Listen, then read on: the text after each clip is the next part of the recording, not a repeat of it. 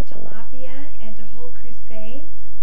Tā bija mūsu privilēģija, ka mēs varējām nākt uz Latviju un veikt dievkalpojumus.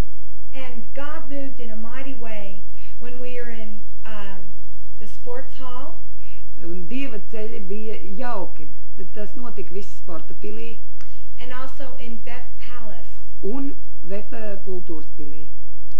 I think the most exciting night for me Visjaukākais vakars man likās was the last night. pēdējais. God filled the auditorium with His Holy Spirit. Dievs darīja brīnums ar svētā gara palīdzību. And many people gave their hearts to Jesus.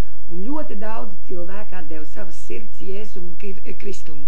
And then evangelist Patricia Rutherford Un evaņģēliste Patricija Rītvorda told the people that as the Spirit of God was falling, stāstīja cilvēkiem par to, ja svētais gars nolaižās pār tiem, to raise their hands up to God. Viņiem ir jāceļ rokas augšā pret Dievu. And He would fill them with the Holy Spirit. Un tad viņi jutīsies kopā ar svēto garu. The people were excited. Un cilvēki bija priecīgi darīt tādu lietu. And you could see the joy of the Lord on their face. Un jūs varat redzēt šo prieku viņu acīs un viņu sejās, ko Dievs dara ar viņiem. As they received for the first time the Holy Spirit. Tad, kad viņi guva šo svēto garu pirmo reizi. You asked me what was something that was bad.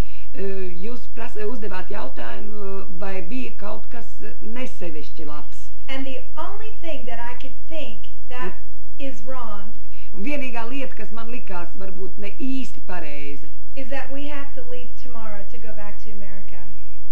ka mums rītā ir jāatgriežās atpakaļ Amerikā. We have come to love Latvia and its people. Mēs esam atnākuši, lai mīlētu Latviju un viņas tautu. Everybody has been very warm and gracious to us.